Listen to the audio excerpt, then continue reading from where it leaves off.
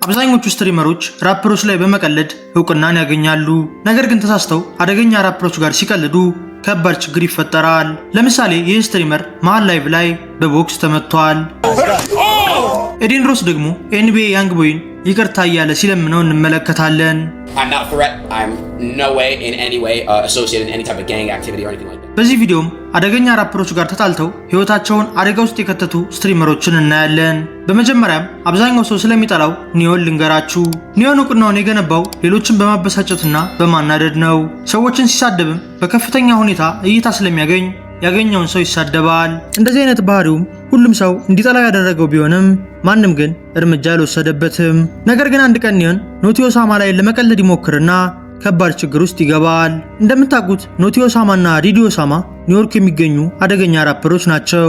ጁላይ 9 2022 ላይም የዲዲ ኦሳማ ወንድም የሆነው ኖቲ ኦሳማ አንድ ሰው ጋር ይጣላና በጩቤ ተወግቶ ይሞታል።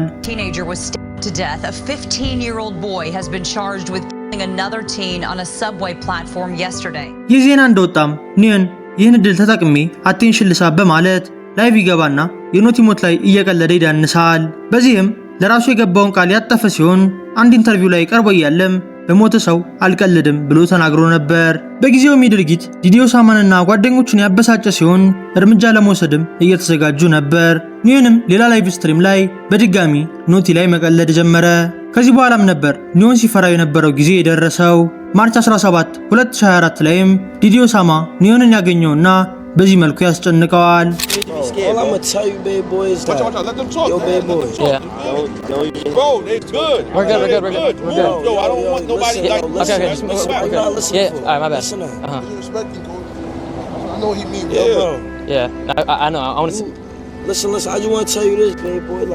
ወዲያውም ኒዮን ዲዲንና ጓደኞቹን እንዳየ ይቅርታ መጠየቅ ጀመረ።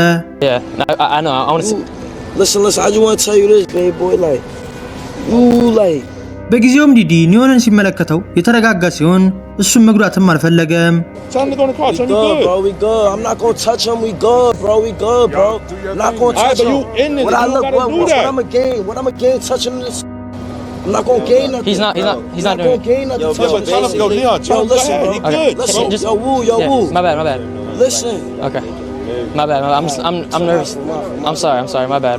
በመጨረሻም ኒዮን ከዚህ በኋላ ወንድሙ ላይ እንደማይቀልድ ቃል ገባ። ነገር ግን ራፐሮች ጋር አደገኛ ጸብ ውስጥ የገባው ኒዮን ብቻ አልነበረም። ኤዲን ሮስም ባልጠበቀው ሁኔታ የዓለማችን ቫዮለንት ራፐር ጋር ተጣልተዋል። ወደዚህ ከማለፋችን በፊት ግን ሰሞኑን ላይካችን ስለቀነሰ ሁላችሁም ላይክ አድርጉ፣ እንዲሁም ሰብስክራይብ አድርጉና ቪዲዮ ስለቅ ቶሎ እንዲደርሳችሁ ኖቲፊኬሽናችሁን ኦን አድርጉት። ዲሴምበር 14 2021 ላይም የኤዲን ሮስ ዲስኮርድ ላይ አንድ ስክሪንሾት ይለቀቃል። ስክሪንሾቱ ላይም ኤንቢኤ ያንግ ቦይ የኤዲን ሮስን ገርል ፍሬንድ የኢንስታግራም ፖስት ላይክ እንዳደረገ ያሳያል። ያንግ ቦይ ማለትም በጣም ብዙ የወንጀል ታሪኮች ያሉት አደገኛ ራፐር ነው። ኤዲን ሮስ ግን ይህን ከግምት ሳያስገባ ከያንግ ቦይ ጋር ጸብ ለመፍጠር ወሰነ። ይህንንም ያደረገው ፓሪ የተሰኘውን ጓደኛውንና የያንግ ቦይን የድሮ ፍቅረኛ የሆነችውን ጃኒያን በማስተዋወቅ ነበር። አንድ ቀንም የጃኒያ ላይቭ ላይ ይገባና ፓሪን አስገብታ እንድታወራው ጠየቃት። Hey, how you doing? Could you add my boy Pari in here? Who is that? He's my boy. I know, but I don't even see his name. It's P-A-R-Y-E. But you're gonna tell me, but I'm still not gonna be able to add him because I don't see him. ይህ ንግግርም ምንም ጉዳት የሌለው ሊመስል ይችላል። ነገር ግን ያንግ ቦይ ይህን ተመልክቶ በጣም ተናዶ ነበር። ኪንግቮን እንኳን አንድ ቀን ጃኒያ ጋር ታይቶ እያለ ያንግ ቦይ ለኪንግቮን ዛቻ የላከለት ሲሆን በመጨረሻም ኪንግቮን በያንግ ቦይ ጓደኞች ተተኩሶበት ሞተዋል። ብዙ የኤዲን ሮስ ጓደኞችም ሕይወትን ከፈለከው አርፈ ተቀመጥ እያሉት ነበር። ከቆይታ በኋላም ያንግ ቦይ የአዲሱን ሙዚቃውን ማስታወቂያ ለቀቀ። ሙዚቃውም ለኤዲን ሮስ ዲስትራክ ነበር።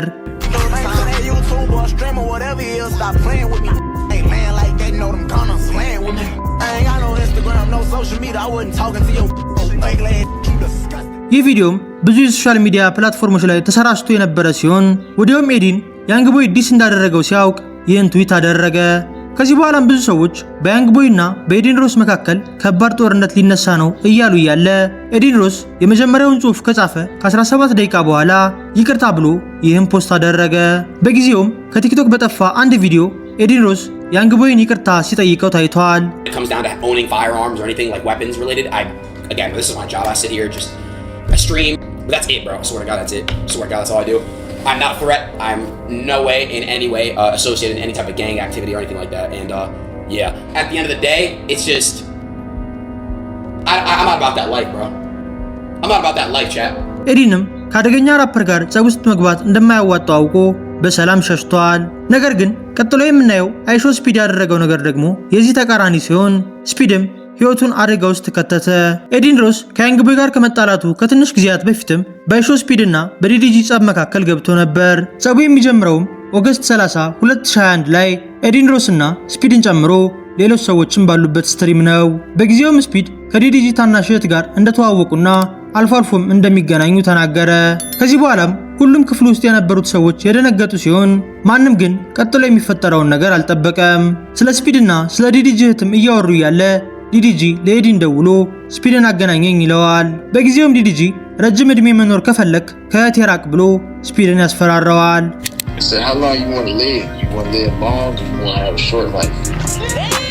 ስፒድም ይህን ንግግር እንደ ቀልድ ቆጥሮ ዲዲጂ ላይ ቀለደበት።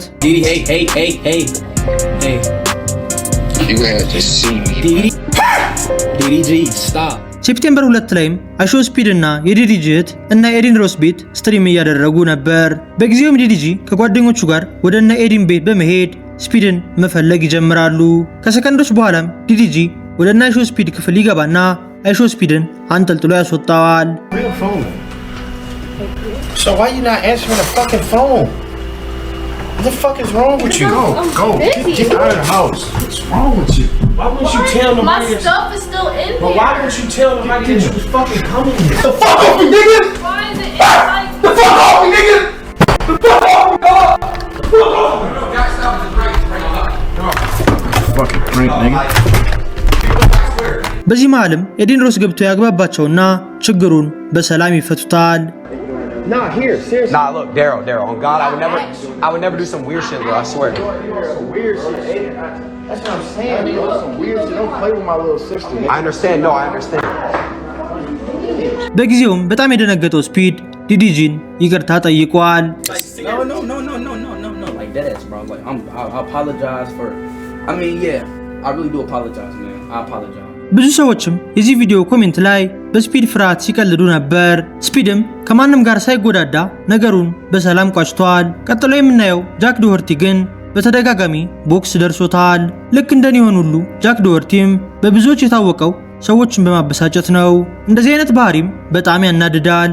ነገር ግን አብዛኞቹ ሰዎች ጸብ ላለመፍጠር እያሉ እንደፈለገ እንዲሆን ይፈቅዱለታል። ነገር ግን አይላንድ ቦዮች ስለማንም የማይጨነቁ ሲሆን ከተናደዱም በማንኛውም ሰዓት ይማታሉ። ኤፕሪል 2023 ላይም ጃክ አንዱን የአይላንድ ቦይ አባል ኢንተርቪው ሲያደርገው ከመጠን በላይ እያናደደው ስለነበር በቦክስ መቱታል። ይህ ግን ቀጣይ ከሚፈጠረው ነገር አንጻር ምንም ማለት አይደለም።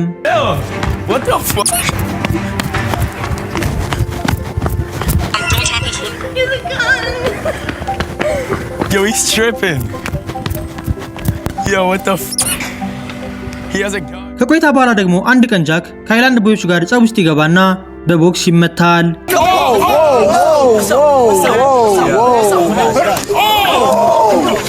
ይህን የተመለከቱ ብዙ ሰዎችም በጣም የተደሰቱ ሲሆን አይላንድ ቦዮችንም እናመሰግናለን ሲሏቸው ነበር። በመቀጠል ደግሞ በጣም እድለኛ ስለሆነው ስለ ስኒኮ ልንገራችሁ። ስኒኮና ሲብሎ የተሰኘው አደገኛ ራፐርም ከባድ ቢፍ ውስጥ ገብተው ነበር። ጁላይ 2022 ላይም የሲብሉ ጓደኛ የሆነው ጄሪፕኬ በጋንግ ቫዮለንስ ምክንያት ተተኩሶበት ይሞታል። ይህ ከሆነ ከዓመት በኋላ ስኒኮ የሲብሉ ጓደኛን ዲስ የሚያደርግ ዘፈን ላይ እየዳነሰ ቪዲዮ ታየ። ይህን የተመለከተው ሲብሉም ስኒኮን ያገኘውና ይቅርታ ያስጠይቀዋል። I did this, anybody? Yeah, you did. Who? You said you were singing a song for him. You said you're smoking on J-Rip type shit. Right after I said that, I apologize. I bet. You saw it in the clip. Nah, I didn't, honestly. Sing a song. I bet. እስካሁን የነገርኳችሁ ዩቲዩበሮችም ጥፋት በማጥፋታቸው ቅጣት ይገባቸዋል። ነገር ግን ቀጥሎ የምናየው የካይሴናትና የካኝ ዌስት ጸብ ፍጹም የተለየ ነው። ማርች 2024 ላይም ካኝ ለካይሴናት አዲስ የሚያስተዋውቀውን ልብስ ይሰጠዋል። በጊዜውም ካይ ልብሱን ሲሞክር በጣም የሰፋው ሲሆን ካኝንም እንዴት ይህን ትልክልኛለህ ይለዋል። My God, this fitting Phantom, bro. Bro, yeah, you supposed to send an extra small. Bro, he supposed to send a small, dango, not an extra large. ካኝ ዌስት ይህን ሁኔታ በሌላ መልኩ ያየውና ካይ ጋር ቢፍ ውስጥ ይገባሉ። በጊዜውም ካኝ ለካይ ሴናት የጥላቻ ጽሑፍ ጻፈለት። He takes back, Joaquin, he takes back. I hear you. I want to text his phone. How do I do that? How do I go under? I hear you, bro. But ain't no jokes was being said. በሌላ ጊዜም ካኝ ፖድካስት ላይ ቀርቦ ያለ ካይን መሳደብ የቀጠለ ሲሆን ኢንዱስትሪ ፕላንት ነህም ብሎታል። If you posting something negative, you're just on the wrong side of the future, because you know we out here stepping away from Adidas, like the shit that Kai sent somebody. That's some industry plant shit. Who the f Kai sent? Bro, who the f Kai sent? Influence and mind control, and then he gonna mention my daughter's name a week later. It's like, don't mention my daughter's name and then you dissing what's paying a $200,000 a month child support. Yay! Yay! I've been doing this shit since 2018, gang. All because a lot. Man, that. The pants ain't fit, my God damn! Why is we arguing, bro? በመቀጠል ግን ፕራይም ትንሽ ቆይቶ በጊዜው ለምን እንደተጣሉ ቪዲዮ ለቀቀ። ፕራይም እንዳለው የሄንሪ ቻፓ ጓደኛ እጁን ኪስ ውስጥ እንደከተተበት ሲሆን የማያውቁት ሰው ኪስ ውስጥ መግባትም ሌብነት እንደሆነ ተናገረ። Bro, you're not finna let no random ass nigga that you definitely, and you don't even know the nigga, run in your pockets. Like, even if this is a joke, bro, like, don't run in my pockets. በመቀጠል የምናየው ደግሞ ኤዲን ሮስ በቦክስ የተመታበትን ጊዜ ነው። ኖቬምበር 2021 ላይም ኤዲን ሮስ ሊሉዚ ቨርትን ወደ ስትሪሙ ይጋብዘዋል። በጊዜውም የሊሉዚ ቨርት ፊት ላይ ስላሉት ጌጦች ማውራት ጀመሩ። ኤዲን ሮስም ለትዊች ብሎ ፒርሲንግ እንደሚያደርግ ሲናገር ሊሉዚ እናደድና ለምን ለስትሪም ብለህ ታደርጋለህ? የምረን አድርገው ይለዋል። Stop saying let's do it for a stream. Let's do it for life. I don't do this for streams. You do it for life? Yeah. So what is it? What does that mean? Who cares if they're watching? Just do it. ኤዲንም ይህን ምክር ረስቶ አድናቂዎቹን የት ቦታ ፊቴን ልበሳ ብሎ ሲጠይቃቸው ሊሉዚ ቨርት በድጋሚ ተናዶ ይመታዋል። Where should I get a piercing? See what Oh, stop asking them. በሌላ ጊዜ ደግሞ ኤዲን ከሊሉዚ ቨርት ጋር ላይቭ ላይ ሆኖ እያለ ያልሆነ ቀልድ ይቀልድና ይመታል። Kai, can't he get in trouble for that? For what? For riding it with no license. Oh, shut up, bro. Real shit. Shut up. የዛሬ ቪዲዮአችን ይህን ይመስል ነበር። በቀጣይ በሌላ ቪዲዮ እስከምንገናኝ ሰላም ሁኑ።